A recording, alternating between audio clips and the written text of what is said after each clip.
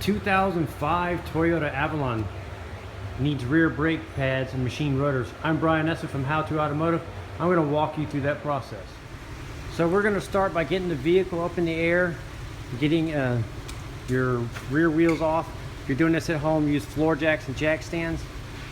And then after we get the wheels off, what we need to do is we need to disassemble the brake caliper, and we need to measure everything and inspect everything to make sure everything's in good shape. So we're going to start by removing the two 14mm bolts here and here. There are going to be little pins, and you want to keep track of the pins because they are different from top to bottom. So you want to set them aside in a way where you can remember this is the top and this is the bottom. So after taking the two pins out, as you can see, the bottom pin has this little rubber grommet at the end of it. So now that they're unbolted, now you can take the caliper and you can work it off and kind of just set it up here on top of the suspension like this. Now what we're going to do is we're going to remove this caliper bracket, and on the back there's two more 14mm bolts. So they're going to be here and here. Now that we got our caliper bracket off, we need to measure these rotors. So you're going to need a micrometer like this, and you're going to take the measurement, and then on this particular one it has the factory rotor still, and it has the specs stamped onto the side of the rotor. So basically this number here has to be higher than this number. So if it's below, if it's close to this number or below this number, then you need to replace your rotors. If this number is like 20 thousandths or more higher than this number, then you're good to go, where you have enough material to machine. So after you measuring it and determine that, you need to get your rotor off so you can set it up in your brake lathe. And if you don't have a brake lathe, or if you're doing this at home, what you can do is take this rotor down to the machine shop or your local repair shop, tell them the year, make, model, and they'll measure the rotor for you if you don't have the mic. And then what they can do is they can machine the rotor for you. They'll charge you a small fee, and then you can bring it back, and then you can reassemble the brakes. But one thing you want to make sure when you go to take these rotors off, you want to make sure the park brake is not engaged, and you can turn the rotor freely like this.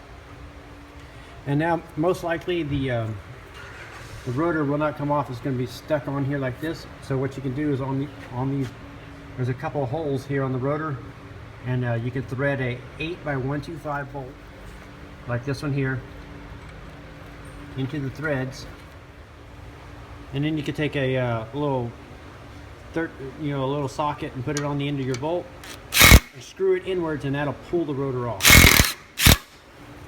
And you don't want to overdo it and cock it. So while your rotor's machining, we're going to do some prep work. Now that the rotor's off, what we're going to do is we're going to make sure our park brakes are in good shape. They're really thin normally. That's almost brand new. You know, like they don't unless somebody leaves the brakes on, they're not really a wearable item. You just want to make sure that all the springs are intact and nothing's falling apart or loose. You know, what happens is if you leave the brakes on, sometimes it'll rotate them or cock them, and it'll pop these springs off and stuff. So just check for that. Everything looks like it's in good shape. Now what we need to do is inspect our caliper here, and you want to check this boot here and make sure that it's not leaking, or the boot's not torn. It's in good shape. And if after you determine that, then you need to we need to go ahead and push this piston back into the bore. And before we do that, we need to remove a little bit of brake fluid from the master cylinder. So I'll show you how to do that. And then the reason why we do that is what we're going to do is we're going to push this piston back in, but we're not going to open this bleeder screw here. We're going to leave it closed. And what that does is it pushes the fluid back up the line and into the master cylinder.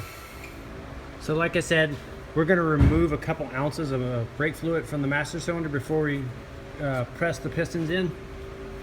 And that'll prevent the fluid from being pushed back into the master cylinder and overflowing and spilling into the bay, possibly popping the cap off or losing the cap or something like that.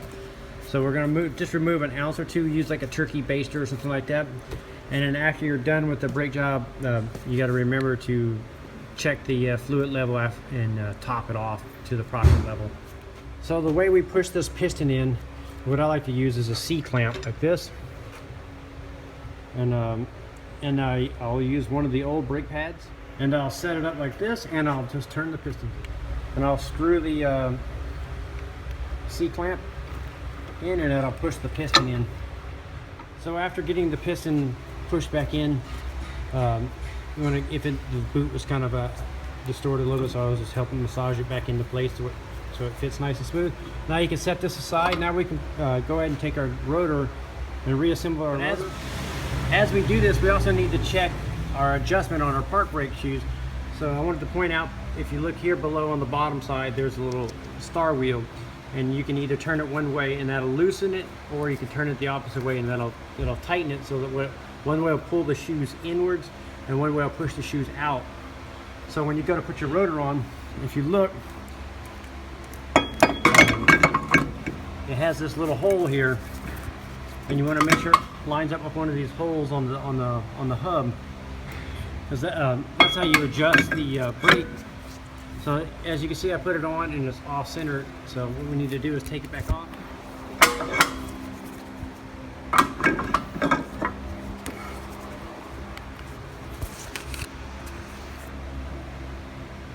And rotate it until this hole lines up.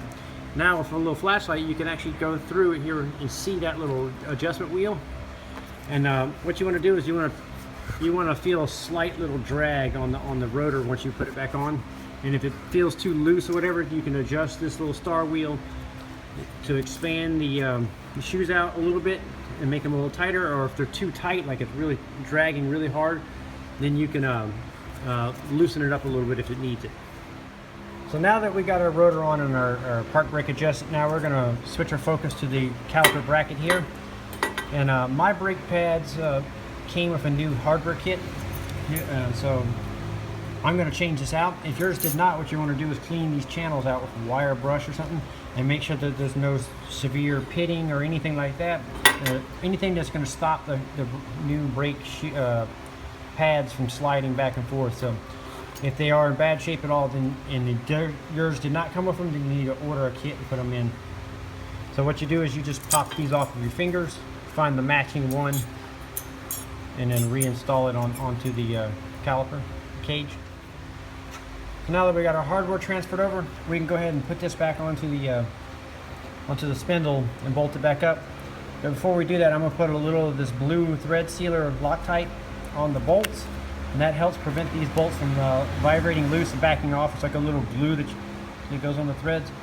So you put a few little dabs on there, like that. Loctite is another brand that you can use for this, and it's just extra insurance. So you're going to bolt this up, and you can torque these down to 46 foot-pounds. Bolting our bracket back up and tightening it down to 46 foot-pounds. What we're going to do is we're going to take our pins here, and remember to keep them, the one with the little rubber grommet goes on the lower. So we want to clean these pins up and then put a little dab of this brake grease on it. And then we're going to take them and put them in the bushings here, where they go, and slide them back and forth and get the lube inside here and get it nice and lubed. And we'll do top and bottom with the pins. And make sure everything slides back and forth. Once that's all lubed up, then what we're going to do, take a little bit of that same grease and put it on the back of the new brake pads on the shims. And if your brake pads did not come with the shims, transfer the old shims over to the new brake pads. And once you got a thin layer on there, this reduces brake squeak. Then you can go ahead and take these and go ahead and put them back into the caliper bracket. Now that your brake pads are back in, now you can take your caliper and put it back on over the bracket. And you want to make sure that this brake hose is not twisted. Go ahead and install your two bolts. And make sure you don't mix the pins up. The one with the rubber grommet goes on the bottom, and you can tighten these down to 36 foot-pounds. Now you can install your wheel, torque the wheels down, and then lower the vehicle down. And what you're going to do is pump the brake pedal 6 or 7 times, and that's going to pump the brake fluid back into the calipers.